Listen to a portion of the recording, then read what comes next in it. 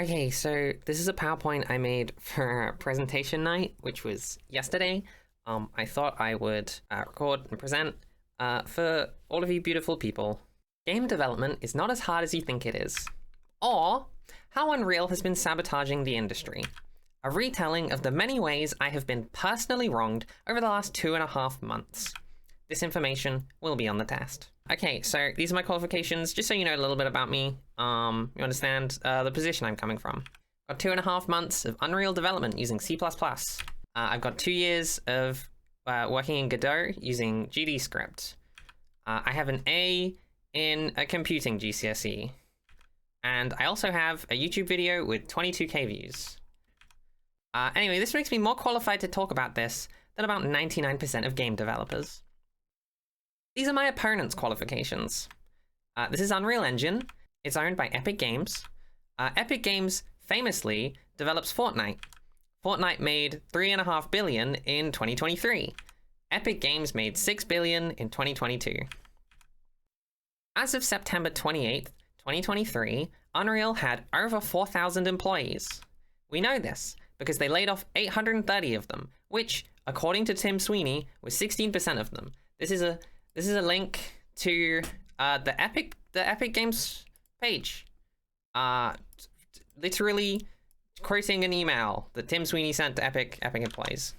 We can do some quick maths to learn that 830 is 16% of 5,187. So after laying off 830 of them, they still had about 4,300 in 2023. Quick disclaimer, I know how to program. I like programming. I like programming games. The programming language Unreal uses is C++. I want to use C++ to make games in Unreal. That's what I want to do. It's what I like doing. Unreal also has a custom visual language called Blueprints. I'm not going to be talking about Blueprints today. I don't really want to be like comparing them.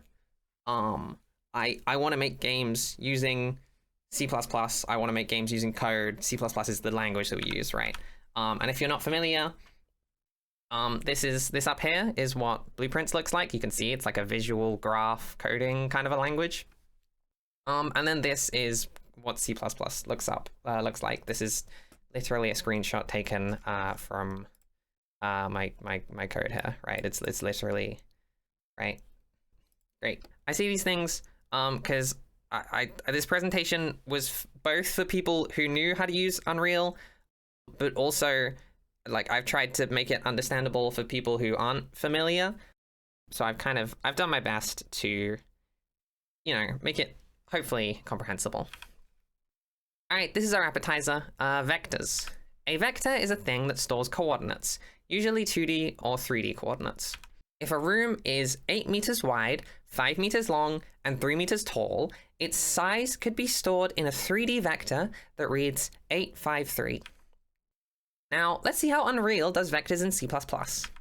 Step 1, checking the documentation. So the documentation for a game engine, or really any piece of software, is where you can find, usually can find all the information on the different tools it has. So, if I wanted to learn about vectors, we would go to the Unreal documentation, and we could expect to see information on how vectors work in Unreal, sort of how it expects them to be presented and stuff.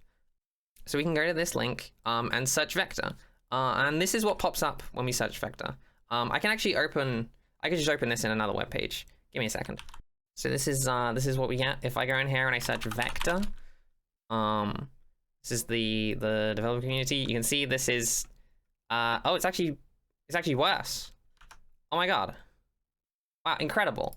So here you can see vector is the fourth item on the list.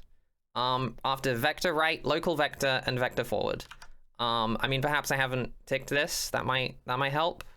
Oh, it has. Okay, there we go. Great. You may have to remember to tick the button. Because I guess, there's one other kind of documentation. It's Fortnite. Fortnite's the other kind of documentation. Great. Cool. So we got that. We found our vector page. Let's look at the page. This is the page. There's no words. And there's only links to function names. These are function names. If you look at this, you see here navigation, actions, and categories. I can just get the page up. This is great. Love doing this on my computer. Look, it's the page. Yeah, navigation is this. Action and categories is this. It's just these links to functions. Incredible. Very, very helpful. Great. But then we realize. Let me go to the page. Sorry. And this is the first page. This is break vector. There's no. I mean, there's an explanation on what it does. But there's no information on using it or like. Anyway, then we look here and we see actually we're in the wrong place. Sorry everyone, we're in the wrong place. We're in the blueprint. We're on the blueprint page. So terrible. Let's just double check just so we know. Click this. Hey look, it's the same page. Let's check a different one. Let's check. Let's see, dot product. Incredible. Well, at least there's a link to a different website explaining what a dot product is. That's good. Thank you, Wolfram. Very good. Great. Let's try Google instead. So we type Unreal Vector type C++ because we want the C++ type. We don't want the blueprint type. We click on the first link. We open the first link. It's a forum post. And we can see this is the question, and then this green box here. This is where the answer always is. You know, you can see this is solved. They've typed F vector here. And this is C++ code. So we know that in order to use an F vector, or a vector, sorry, we want to type F vector. That's the thing we need to type in order to have a vector. We couldn't just type vector. You know, Unreal has a custom type here. This is F vector, and I guess you have to type a number and an F, possibly. So that's good to know. Let's try searching F vector. So there's no page on F vector. It doesn't have a. There's the vector page again. There's some other stuff. There's this, which I mean, I think I can just search F vector and show you what these pages are. Oh, this is different. Hang on, is this incredible? Was that T-base structure? Yeah. If we click this, it's, as far as I'm aware, a thing that takes an F vector. It's nothing to do with F vectors actually. Okay, what about T variant traits F vector? Nope, same thing again. It doesn't seem to vector 4. I mean, it's blueprint again. So there doesn't seem to be any documentation. I could keep searching, but I mean, this is what is this? 15 different pages. And I've got a slideshow to get on with. We got slides to get through. So what have we learned so far? The documentation is not to be trusted. Apparently, Google is just better. Googling will take us to a forum post that we will have to scan for tiny scraps of information. We will then have to take those scraps of information and brute force our way into understanding how they work by testing them over and over again. I know this from experience. The only way I got started was by having friends who knew how to use Unreal already. So if you don't have friends or someone to tell you, I guess you can just kind of go fuck yourself. I don't know. Maybe somebody out there has managed to learn how to use Unreal like entirely on their own, and probably with like a bunch of forum posts or finding a Discord and asking someone for help all the time. Because, oh boy, more on the searching information and testing stuff later. So I'm building a dungeon generator for my game. It generates random dungeons. It's written in C++. You can see this is like a test version. It's using cubes to visualize all the rooms, but you can see I've got all these rooms. It's spawned a bunch of cubes to sort of simulate as if I had a room for me to like placeholder. It's like placeholder, you know, like we could put some actual rooms in there, right? And you know, this is just an example of some of the C++ code. You saw some earlier, right? That's what it looks like. I want to spawn cameras in my dungeon. I want this I want to have like CCTV cameras, right? And I want to be able to have a CCTV screen. I want to be able to put cameras in, but because the dungeon is going to be different every time, I need to be able to spawn those cameras at runtime, right? When the game runs. I can't just pre-place them or anything. So the camera that we need is a scene capture 2D. This is the node that Unreal uses. That's what it's called. So we're going to be using a scene capture 2D. Now I need to, if you're not familiar, introduce the concept of an include. This is a C++ thing. Basically, we write this at the top of our C++ file, and it says to the file, hey, this code is going to reference all the code from this other file. So it's going to know what a scene capture 2D is, right? It's going to be able to use the functions from there. It's going to be able to use the variables. I can just show you in this. I've taken this from here, right? These are all my includes, right? Great stuff. Really great stuff. Okay, awesome. And then we can write this line of code spawns camera at runtime. Very helpful.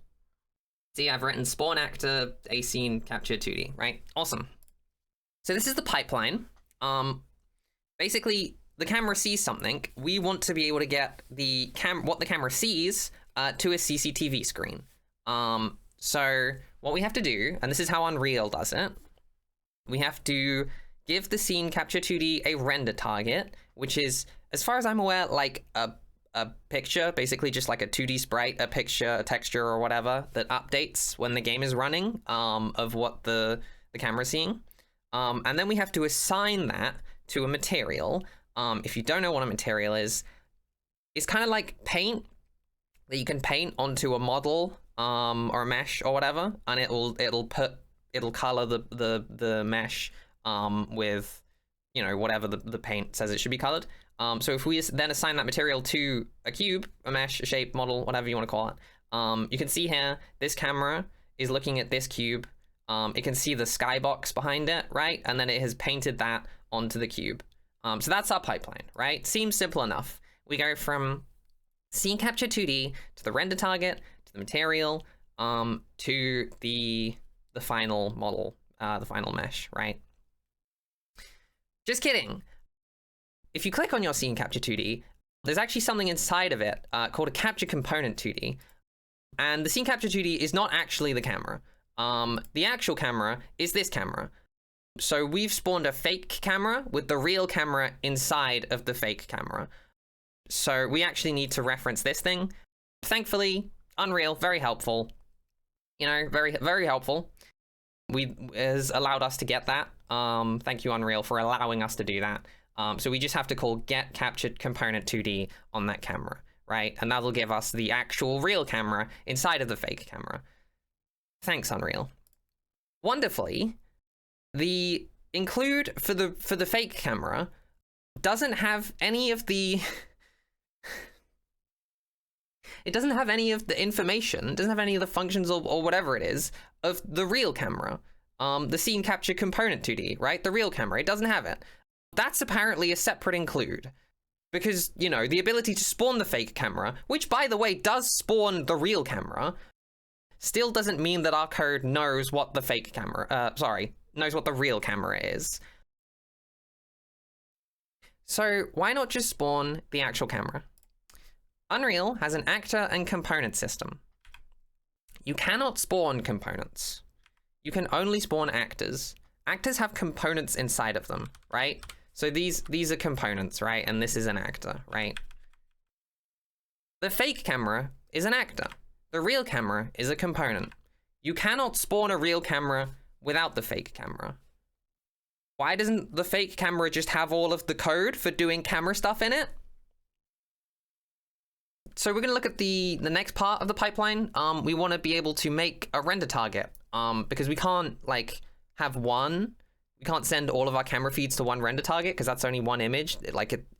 You know, it's like trying to have one. I'm not gonna come up with a good metaphor for this on the fly. I didn't write one ahead of time. Anyway, we're gonna make a render target. We need multiple of them, so we need to be able to spawn them. So this is we write some code. We get the include right for the render target. And it's great. We can make one now, right? Awesome. Actually, no. In order to make a render target, you have to go to the Kismet rendering library and call create render target 2D in order to create a render target 2D. I don't know why.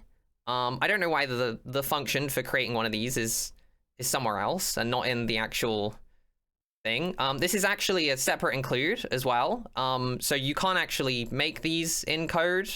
You can only, I guess, know what they are and what functions they have, but for some reason they can't, like, knowing what they are and what functions they have doesn't include the ability to make them because of, I mean, maybe there's some, like, complicated, maybe there's a reason. Maybe there's a reason. Anyway, the rest of the pipeline is fine, so I won't be talking about it. You know, material, this part, the material in the cube, that's actually fine. We're not going to talk about that. But overlay, you ask, how did you figure all of this out?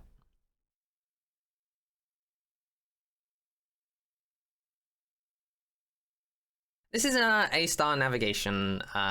This is a GIF I got from Wikipedia. It's called an A-star algorithm. It's a pathfinding algorithm. It finds the shortest path from one point to another. So you can see here, top left cube is attempting to find the shortest path to the bottom right cube, and you can see it's checking all of these cubes. It's finding the best path to get there, the shortest path, in fact. So it's going to find the quickest way. It's the most widely used pathfinding algorithm in video games. Unless I've been lied to at this point by quite a lot of people.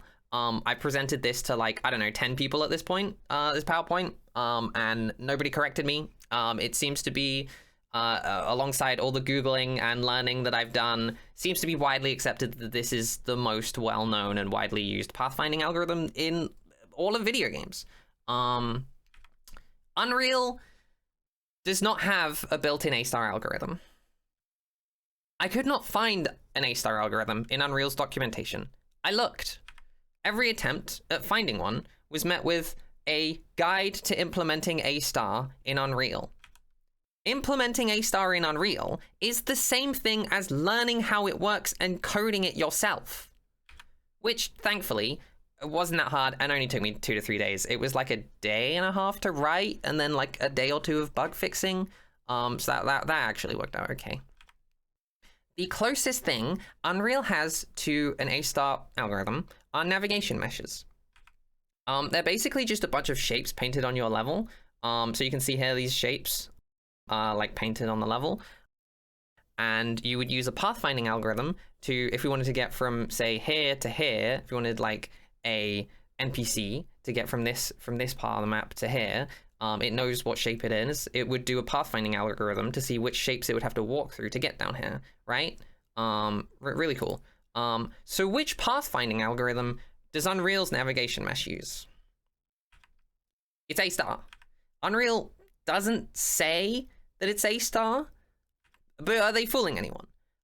I had a look at navigation meshes and they don't talk about pathfinding or like how the pathfinding works. All they say is, here's how you generate a navigation mesh and here's how you assign it to NPCs. They don't give you any information on, you know, how that actually works. They just give you, you know, they give you a hammer and say you have to hit the nail with it.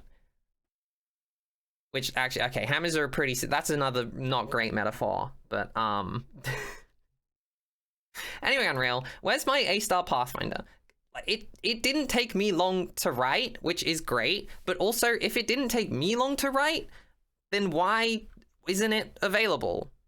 Surely, like, why can't we see the Pathfinder that Unreal is surely using if they already have a system that does the pathfinding on the meshes that they... Anyway, I'm building a dungeon generator for my game. It generates rooms, it rotates the rooms so they can be any orientation, it makes sure those rooms don't overlap, it connects those rooms with corridors, and it uses an A-star algorithm to find the shortest corridors. I've written this out. These are all steps in the algorithm that have their own, you know, code blocks. I can actually just show you. Oh, this is great. So I mean, this is all stuff that I have written that at the end of the day will get you a nice dungeon, right? Well, not technically. Not all the way. Because we have to use Unreal to spawn the actual rooms. Pop quiz. What percentage of time did I spend writing the 1,300 lines of code, which doesn't include the A-star algorithm, by the way, that make up my dungeon generation algorithm, compared to how long I spent figuring out how to spawn a room using Unreal? Did I spend 99% of the time on the generator, and was spawning rooms just a quick little Google, just a quick little jaunt, to see how Unreal would allow me to do that? Did I spend 80% of the time on the generator? Did I spend 70% of the time on the generator? Or did I spend 60% on the time on the generator? Yeah, it was actually 70%. This one wasn't too bad. It was a little bit difficult to judge how long I actually took. By my estimates, I think it was somewhere between 4 and 5 days. But it's difficult to say, because when I look at my Git commits, you can see here, this is Dungeon Generator 1.0, so that's all the coding done, basically. And that was January the 24th this year. And I'd spent about 2.5, 3 weeks, maybe, just writing all of that, learning some stuff, you know, just figuring out how that all would work. And then you can see here, the 14th of February, Valentine's Day, I guess I was alone. I've written here, I've finished the level generation. It now loads the rooms, right? So that's a 3-week gap. It is difficult to say because I was sick during that time. And time got a little bit weird early February. I was also quite demotivated because using Unreal fucking sucks ass. Oh my god. And this is pretty early in my sort of, I'd kind of just been pretending that I didn't have to learn too much, because I was having a great time just writing code.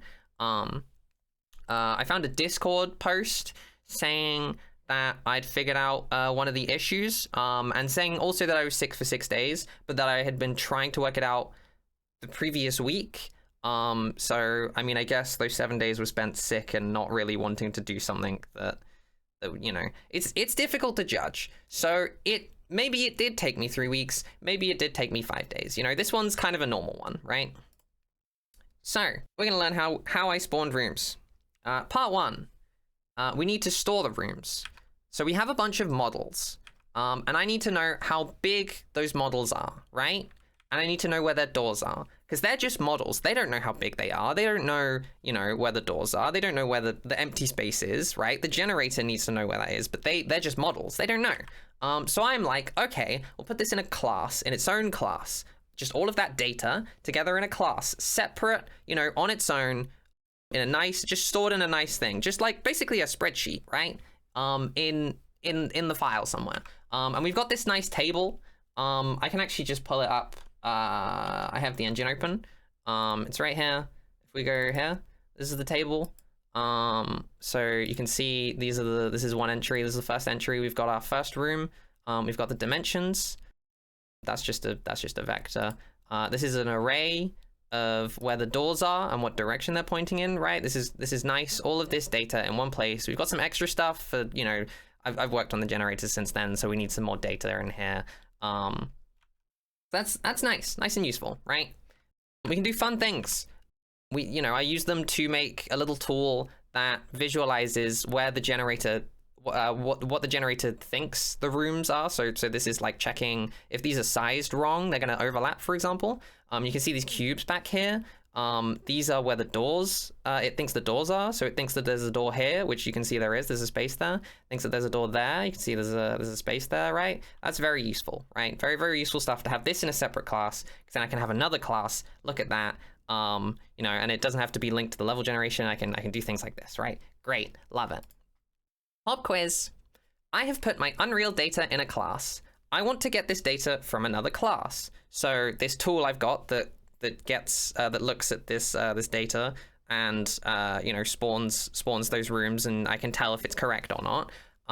What do I have to type in that other class to get a reference to the data, right? The class with the data. Do I type T object pointer, T weak object pointer, T soft object pointer, T strong object pointer, or T lazy object pointer? Or do I type any of those with an F at the start? Or do I type t soft class pointer? Or do I type t subclass of? Or do I type f soft class path? Or do I type f class property? I'll give you a minute to figure this one out, because you know it could be any of them. It's actually the first one. It's actually just the first one. I just wrote t object pointer, and that worked great. Really good to know. But honestly, it could be any of the F ones. I think I only really sort of read. I think I've used weak object pointers somewhere else, or possibly soft object but you have to go and read all of these in order to, you know, it's just a bunch of other stuff. Pop quiz. So we've got the reference. And now I've put my Unreal data in a class. I want to get the data from another class. Same problem as before. What type does the class with the data in need to be for its data to be accessible in the editor? So that table you saw earlier, what type is that class? Is it a UObject? Is it a UActor? Is it a UActor component? Is it a UScene component? Or is it a UPrimitive component? So this one's actually a UData asset. Sorry about that. That one was a trick question. Every other class that I have made or used has been an object or an actor. Pop quiz. This is kind of a bonus one. So I've got my dungeon generation logic in another class, right? And I want to get this logic from a different class. What did I choose to type to get a reference to it? So this is back on the reference question. This is just like a C++ class with a bunch of functions in. That's all it is. We're not trying to get any data or anything. Which of these did I choose to get a reference to it? That's right. It's a star. This is just the C++. This is just C++ code. This isn't using any of Unreal's weird, like these are all Unreal things that Unreal has made. I'm just using base C++ pointer. It just works. It gets a reference. You can use the functions. I did have to do some like slightly extra stuff to make Unreal recognize it. But this works great. So yeah, I didn't have to do any of that complicated stuff. Sorry, that was another trick question. Apologies, I've lied to you again. All right. So this is part 2 of spawning rooms, the bit where we actually spawn the rooms. We have to spawn the models for our rooms while the game is running, at runtime. So if I ever say at runtime, I mean that's like when the game is running, not like beforehand in the editor. So like in here, these are models are already in here. We're not spawning them in here. We're clicking this button and a game will launch, and it does all of that when the game launches, right? That's because we're generating it every time the level loads, right? We can't do that ahead of time. It doesn't work. I'm not going to tell you how to spawn rooms in Unreal at runtime. Instead, I'm going to gift you the experience of how I felt trying to Google how to spawn a room at runtime. So, step 1. Which of these Google searches will get you the information you need to know how to spawn rooms? Is it Unreal Spawn Room C++? Unreal Load Room Duplicates C++? Unreal Load Room Instances C++? Unreal Spawn Level Instance C++, or Unreal Dynamic Level Spawning C++. So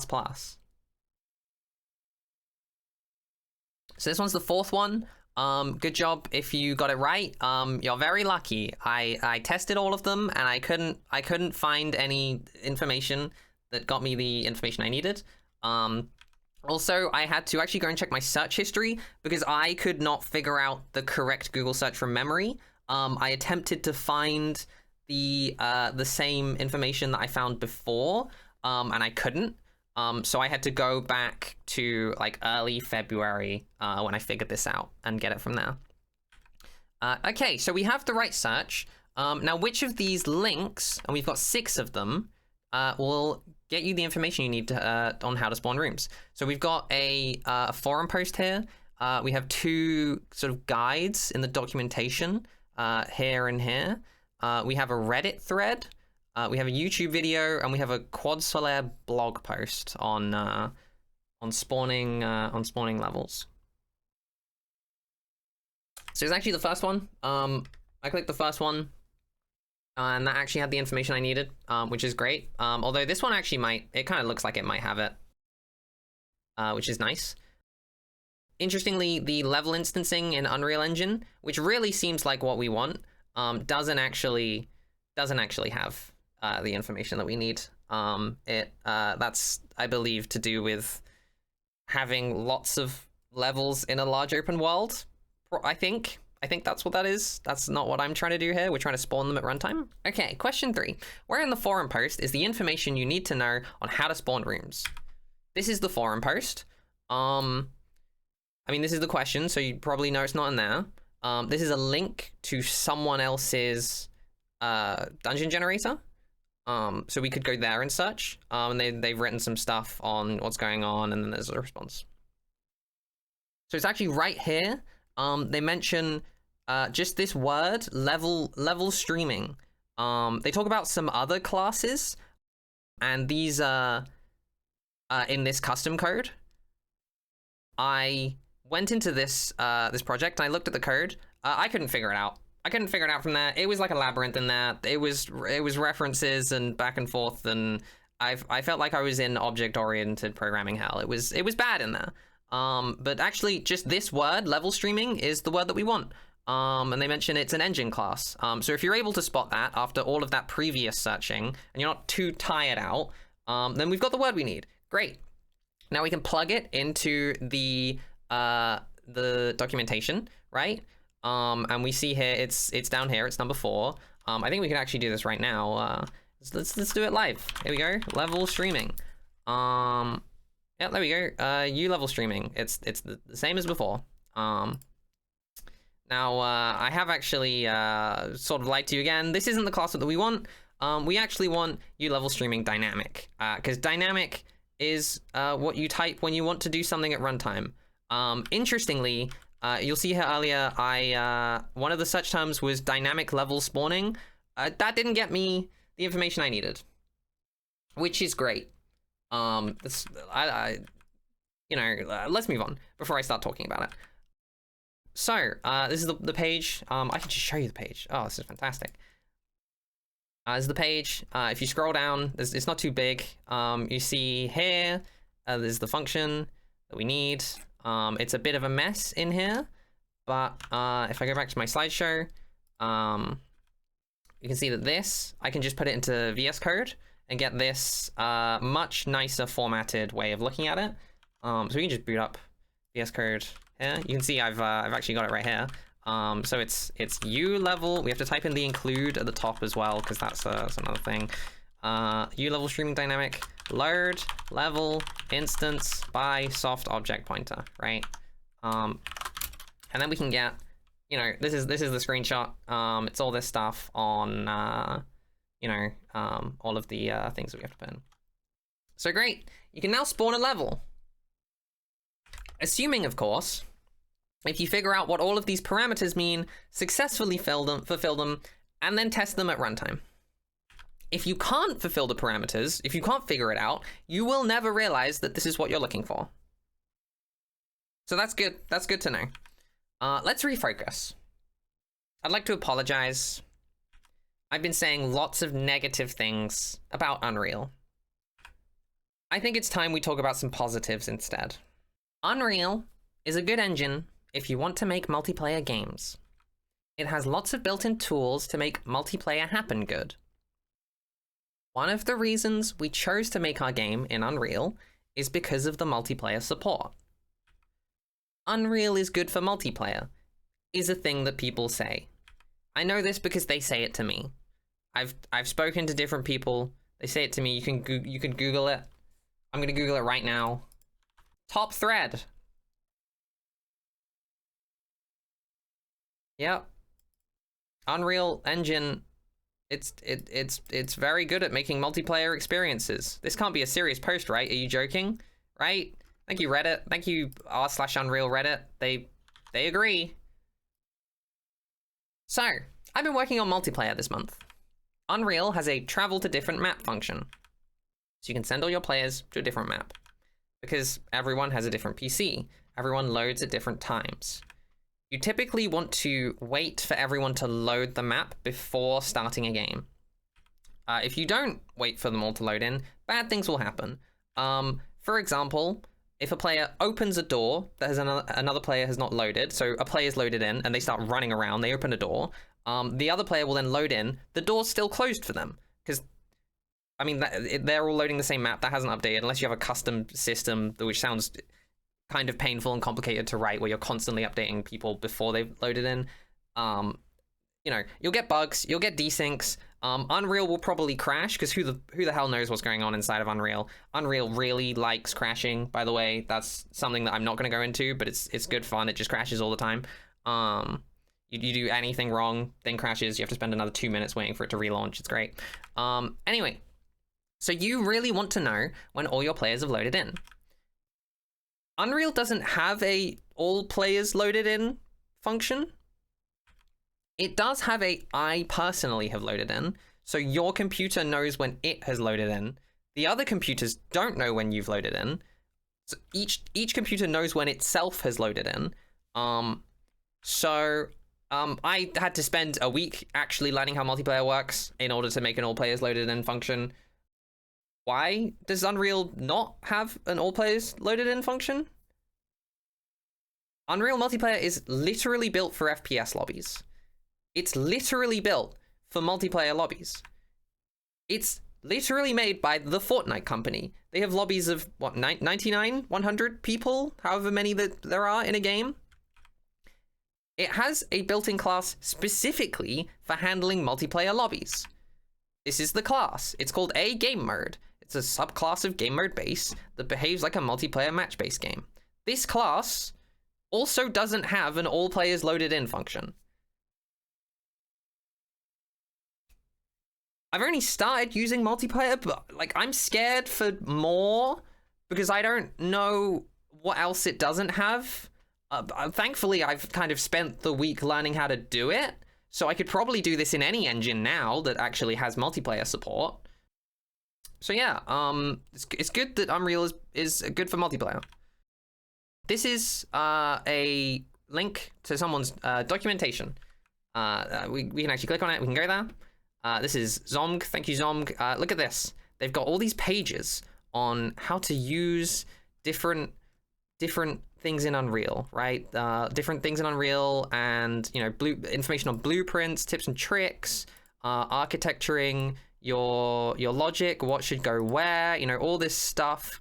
It's amazing doing animation. Incredible website for learning to use Unreal, right?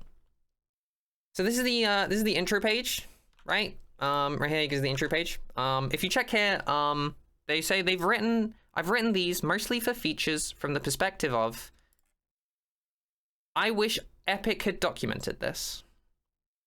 So it's good to know that I'm not alone in my suffering. All right, here's our palette cleanser. Probably the most serious I'm gonna be when talking about this. Games can be anything.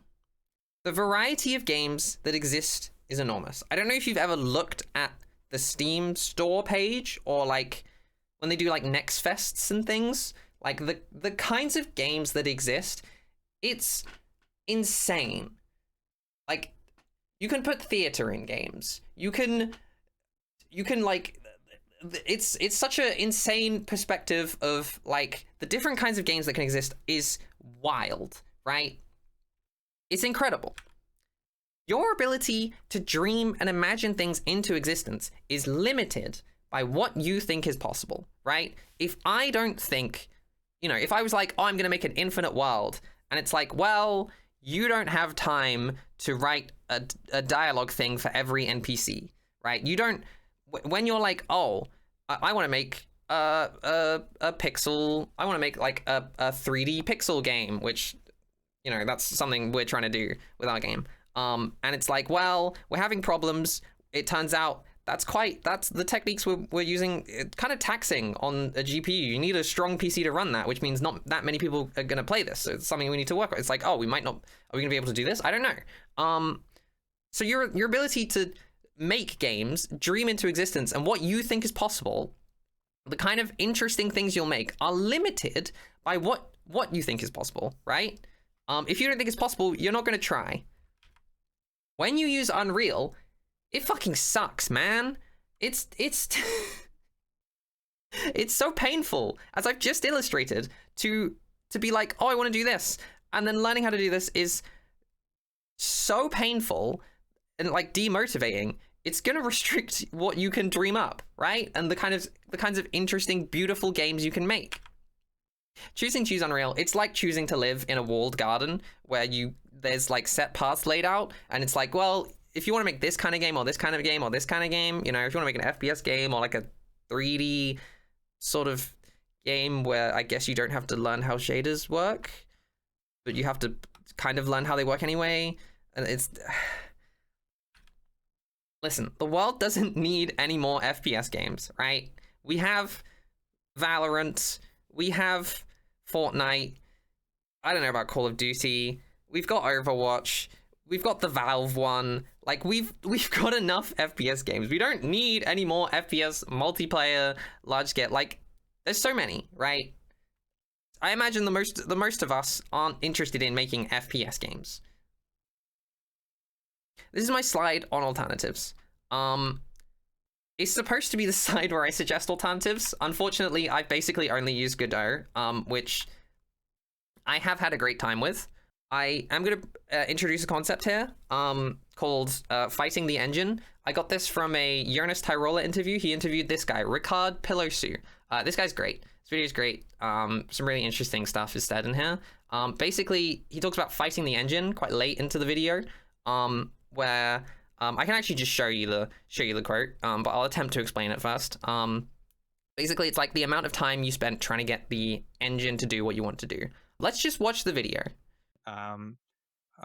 Normally when people ask me the difference between all those engines, there is a measure that I call it is fighting the engine. So every day when I work with Unreal, I know the 2 hours of my life are going to be fighting Unreal. It's like, okay, Unreal, how do you want me to do this? Which kind of forum from 3 years ago I need to find of somebody that hacked this in order to make this happen? What is the button that I need to press out of 3 million buttons in order for this to happen? And that will be 2 hours of my life spent into finding Unreal, how do you want me to do this? In Unity, when I used Unity long ago, it used to be an hour, because Unity 4, for example, was very small, was very simple, it was bare bones, and I guess, okay, Unity, how do I do that? Oh, this way. And actually, if not, I could do it myself. So you felt this kind of freedom that Unreal, if you don't do things the way Unreal wants, you are in a mess because it's extremely complex. With Unity, it used to be like that. Well, with Godot, it's 20 minutes. Sometimes it's 5, and sometimes you don't find it.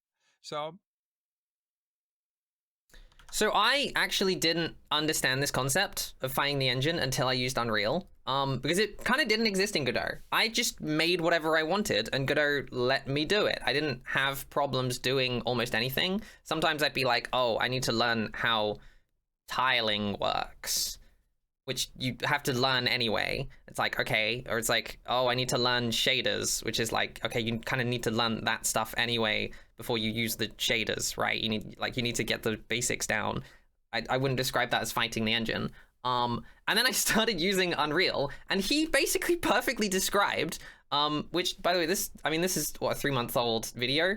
I didn't remember half the stuff he said. I just remembered the concept of fighting the engine. But he basically perfectly described what I have been describing in this PowerPoint.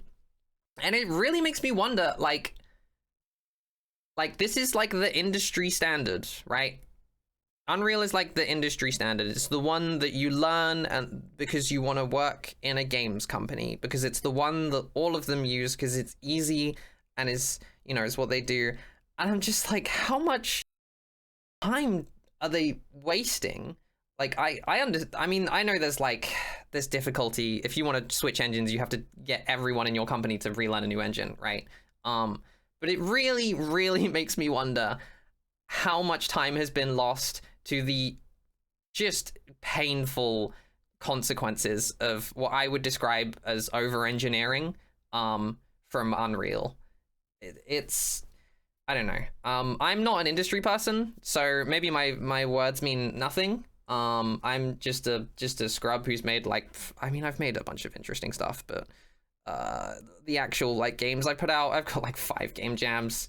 We're working on a 3D friend swap thing. But you know, I haven't put out like a game that makes money, and I've only been doing this like what 2 years and a bit. So maybe my word doesn't mean anything.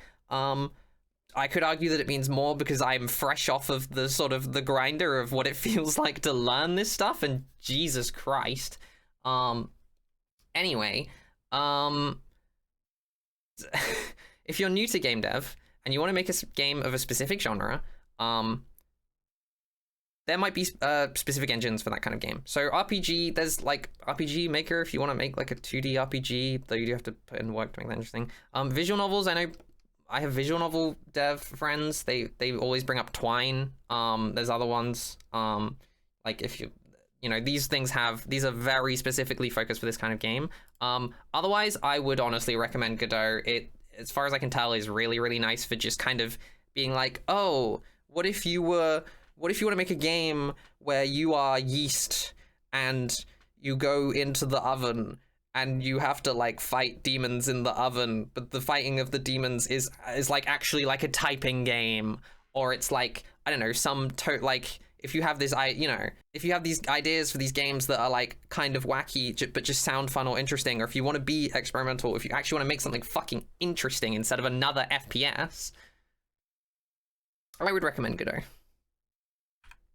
In conclusion, Unreal is over-engineered and awful to use. Just don't. Use a different engine. Do it for my sanity, please.